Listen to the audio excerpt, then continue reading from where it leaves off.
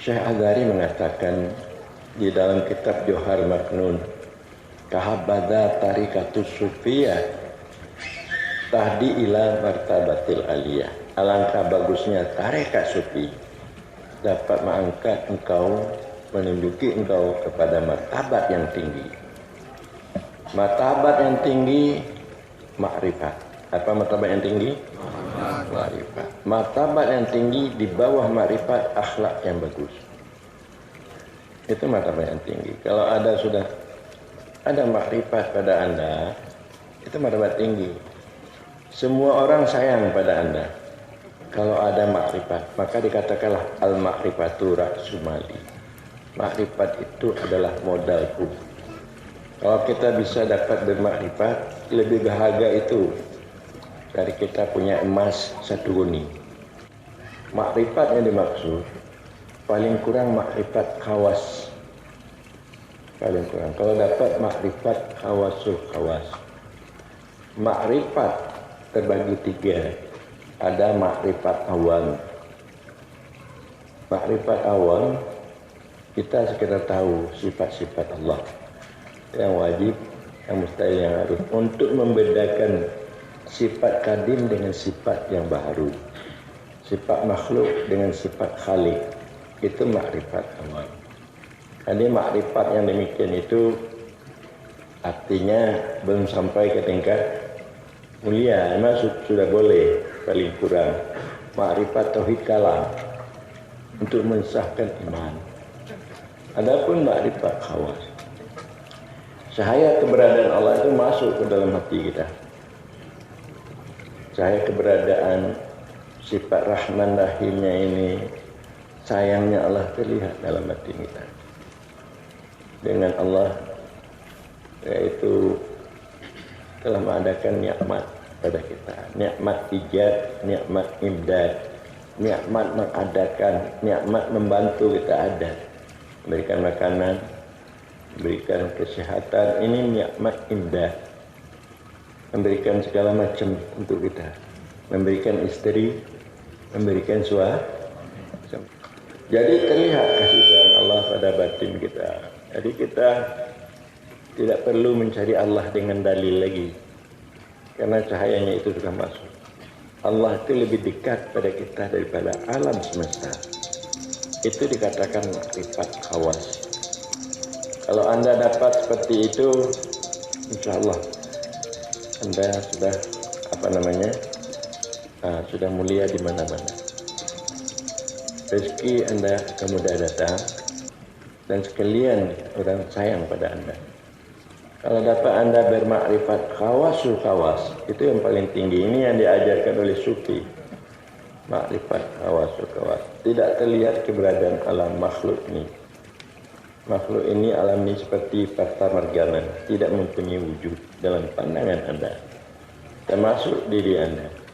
Hanya Allah semata-mata yang ada di dalam batin Anda. Itu tinggi lagi. Makanya inilah yang diajarkan di dalam ilmu ketasawufan kesufian, di dalam kategori ihsan. Anta'budallah ka'annaka wa ilam takun tara fa'inahu. Jadi makrifat tinggi ini tidak kita peroleh. Untuk mendapatkannya sekedar kita belajar Minhajul Abidin, sekadar kita belajar umpama Muratul Budiah, itu bisa dapat. Kita harus menambah ilmu kesopan kita agar kita dapat belajar ya ulumuddin secara keseluruhan, supaya kita dapat belajar insan kamil, memahami betul makiyah. Ini tidak boleh NPU kita gabungkan Allah Muhammad. Dia tidak tahu wujud Allah itu ada pada Muhammad. Itu maknanya Allah Muhammad, wujud Allah itu ada pada Muhammad. Makna wujud perbuatan. Perbuatan Allah punah bak Muhammad. Nah, bak tanya. Nah sih. Nah, bakina karena Allah yang puji tanya. Tanyanya kan perbuatan Allah, makana tanyanya. Nah, segala makanan minuman, ya itu dari Allah. Jadi na perbuatan Allah. Sifat Allah na batanya. Bentuk rupa rayanya, tahu pula bentuk rupanya. Kehendak taunya lagi nya. Kehendak Allah ada sifat Allah dan hanya bisa berkemauan karena kemauan Allah ma tasyauna illa masyaallah. Tidak kamu kehendaki melainkan barang yang dikehendaki oleh Allah. Zat Allah pun katanya. Nah, menyuhana zat Allah pandai tekarnya. Teka alam semestanya ada bandung dari zat. Dari Allah makana tanya. Cuma Allah itu hanya bertempat kepada tanya. Hanya bertempat Allah tanya. Karena Allah itu tidak berbentuk, tidak berupa, tidak semisal.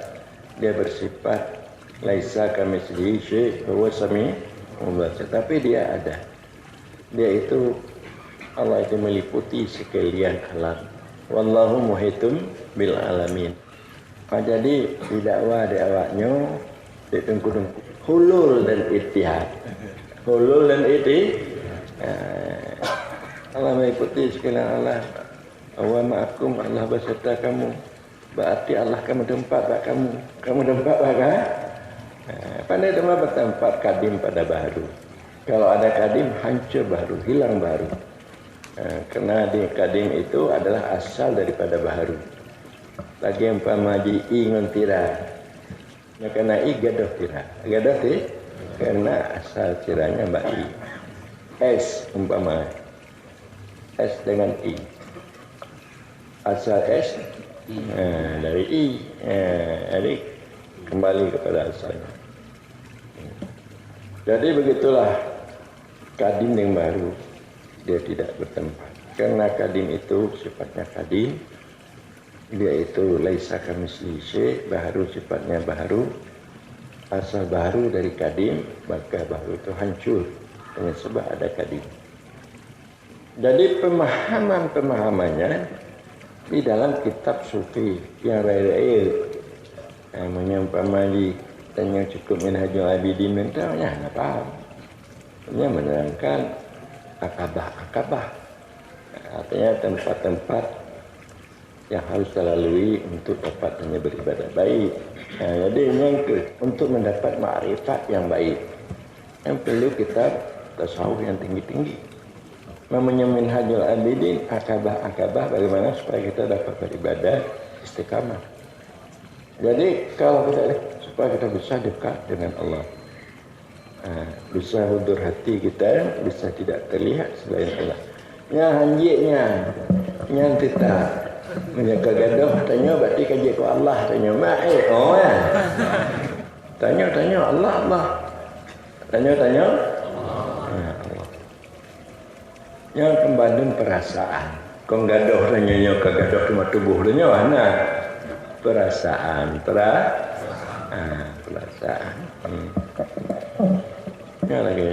Yang kemakna dalam Al-Quran bahwa innamal mu'minuna alladzina idza dzukirallah wajilat qulubuhum.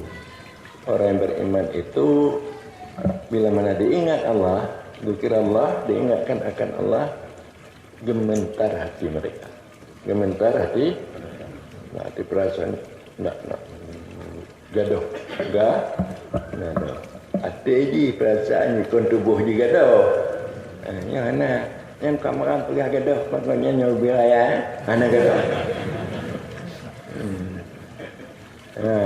Jadi karena tidak paham mengenai tasawuf dan sufi dan ihsan.